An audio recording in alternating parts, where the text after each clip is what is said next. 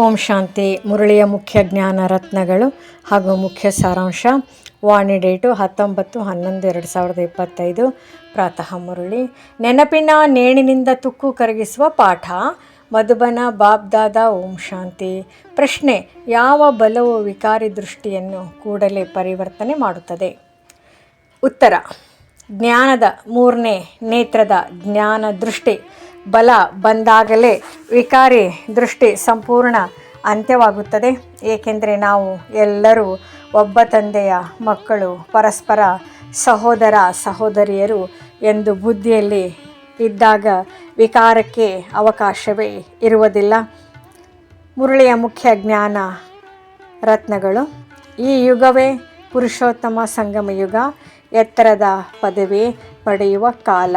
ತಂದೆಯನ್ನು ನೆನಪು ಮಾಡಿದಷ್ಟು ಆತ್ಮದ ತುಕ್ಕು ಇಳಿಯುತ್ತದೆ. ಪರಮಾತ್ಮನು ತುಕ್ಕು ಹಿಡಿಯದ ಚಿನ್ನ. ಆತ್ಮಕ್ಕೆ ಸಹ ಅದನ್ನೇ ಮಾಡುವರು. ಜ್ಞಾನ ಸಾಗರ ತಂದೆಯ ಜ್ಞಾನವು ಆತ್ಮವನ್ನು ಸತ್ಯ ಚಿನ್ನ ಮಾಡುತ್ತದೆ. ನಮ್ಮ ಗುರಿ ಲಕ್ಷ್ಮೀನಾರಾಯಣ ಪದವಿ.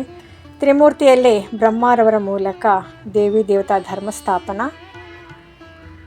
ಸತ್ಯುಗದಲ್ಲಿ ಒಂದೇ ಧರ್ಮ, ದೇವಿ ದೇವತಾ ಧರ್ಮ.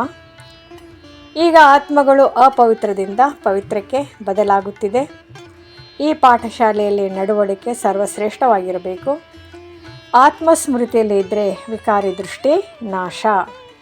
ಎಲ್ಲ ಆತ್ಮಗಳ ಸಂಬಂಧ ಒಬ್ಬ ಶಿವ ತಂದೆ ಜೊತೆಗೆ. ಸಹೋದರ ಸಹೋದರಿಯ ದೃಷ್ಟಿಯಿಂದ ವಿಕಾರ ಮರಣ. ನಾವು ಪೂಜ್ಯರಾಗಿದ್ದೆವು, ನಂತರ ಪೂಜಾರಿಗಳಾದೆವು, ಈಗ ಮತ್ತೆ ಪೂಜ್ಯರಾಗುತ್ತಿದ್ದೇವೆ. ತುಕ್ಕು ಇಳಿಯುವ ಏಕಮಾರ್ಗ ನೆನಪು ಯಾತ್ರೆ. ನನ್ನವರು ಬಾಬಾ ಮಾತ್ರ ಒಬ್ಬ ತಂದೆಯಾಗಿದ್ದಾರೆ. ಇದೇ ನಷ್ಟ ಮೋಹ. ಸತ್ಯನಾರಾಯಣನ ಕಥೆ ಎಂದರೆ ನರನಿಂದ ನಾರಾಯಣ ಆಗುವ ಕಥೆ. ಈಗ ಎಲ್ಲರೂ ವಿಪರೀತ ಬುದ್ಧಿಯ ಕಾಲದಲ್ಲಿ ಇದ್ದಾರೆ.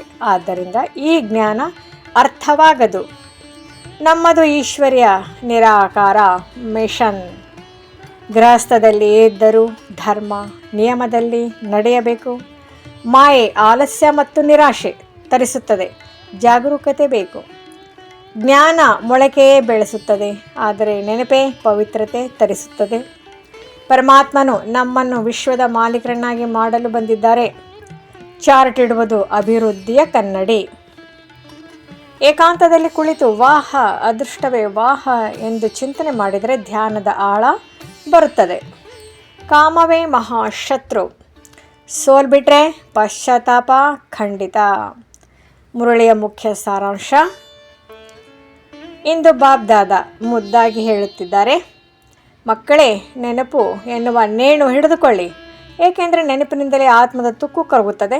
ಆತ್ಮ ಸತ್ಯ ಚಿನ್ನವಾಗುತ್ತದೆ. ನೀವು ಸಹೋದರ ಸಹೋದರಿಯರು, ಒಬ್ಬ ಶಿವತಂದೆಯ ಮಕ್ಕಳು. ಇದು ಬುದ್ಧಿಯಲ್ಲಿ ಸ್ಪಷ್ಟವಾದರೆ ವಿಕಾರಕ್ಕೆ ದಾರಿ ಇರುವುದೇ ಇಲ್ಲ. ಈ ಯುಗವೇ ನಿಮ್ಮ ಜೀವನದ ಬಂಗಾರದ ಯುಗ. ನರನಿಂದ ನಾರಾಯಣ ಆಗುವ ಕ್ಷಣ. ಭಕ್ತಿ ಮಾರ್ಗದಲ್ಲಿ ಅರ್ಥವಿಲ್ಲದ ಕಥೆಗಳನ್ನು ಕೇಳಿದ್ದೀರಿ, ಆದರೆ ಈಗ ಜ್ಞಾನವು ಸ್ಪಷ್ಟ. ಜ್ಞಾನಸಾಗರ ತಂದೆ ನೇರವಾಗಿ ಓದಿಸುತ್ತಾರೆ.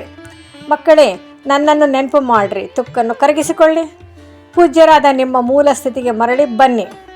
ವಾಹ ನಮ್ಮ ಅದೃಷ್ಟವೇ ವಾಹ. ಪರಮಪಿತ ಪರಮಾತ್ಮನೇ ನಮಗೆ ಶಿಕ್ಷಕ, ನಮ್ಮ ತಂದೆ, ನಮ್ಮ ಸಾಧಕ. Moral story. ಬ್ರಹ್ಮ ಬಾಬರವರ ದೃಷ್ಟಿ ಪರಿವರ್ತನೆ ಅದ್ಭುತ. ಒಮ್ಮೆ ಬ್ರಹ್ಮ ಬಾಬಾ ಯೋಗದಲ್ಲಿ ಕುಳಿತಿದ್ದರು. ಒಬ್ಬ ಸೇವಾಧಾರಿ ತಂದೆ ಬಳಿ ಬಂದು ಕೂತನು. ಅವನ ಮನಸ್ಸಿನಲ್ಲಿ ವಿಕಾರಿ ಆಲೋಚನೆ ಇದ್ದದ್ದು ಬಾಬರವರಿಗೆ ಗೊತ್ತಾಯಿತು. ಬಾಬಾ ಆತನ ಕಡೆ ನಿಧಾನವಾಗಿ ನೋಡಿ, ಬಾಲಕ, ನೀನು ನನ್ನ ಸಹೋದರ. ನಾವು ಇಬ್ಬರು ಒಬ್ಬ ಶಿವ ತಂದೆ ಮಕ್ಕಳು. ಆ ಒಂದು ವಾಕ್ಯ ಆತನ ಮನಸ್ಸಿನಲ್ಲಿ ಮಿಂಚಿನಂತೆ ಹರಡಿತು. ಕ್ಷಣದಲ್ಲೇ ಅವನ ದೃಷ್ಟಿ ಬದಲಾಗಿದೆ. ವಿಕಾರ ಎಲ್ಲಿ ಹೋಯಿತೋ ಗೊತ್ತೇ ಆಗಲಿಲ್ಲ. ಮನಸ್ಸಿನಲ್ಲಿ ಜ್ಞಾನ ದೃಷ್ಟಿಯ ಬೆಳಕು ಹೊತ್ತಿತು. ಆದ್ದರಿಂದ ಬಾಬಾ ಹೇಳುತ್ತಿದ್ದರು, ನಾವು ಸಹೋದರರು ಎಂಬ ಜ್ಞಾನದ ಕಣ್ಣೊಮ್ಮೆ ತಿರುಗಿದರೆ ವಿಕಾರಕ್ಕೆ ಅವಕಾಶವೇ ಇಲ್ಲ. ಓಂ ಶಾಂತಿ.